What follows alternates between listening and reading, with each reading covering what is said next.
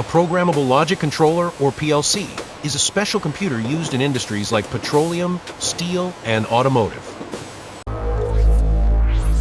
Every PLC has three main parts: input, CPU, and output. Let's understand with a simple example. We have a push button and an electrical motor. When the button is pressed, the motor turns on. When pressed again, the motor turns OFF, just like a TV power button. First, we write the program on a computer and download it into the PLC CPU.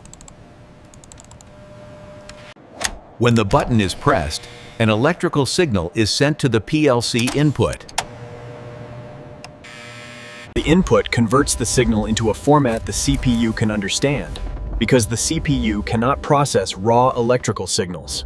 The CPU processes the data and sends the result to the output, which turns it back into an electrical signal to run the motor. When the button is pressed again, the same process repeats, and the motor turns OFF.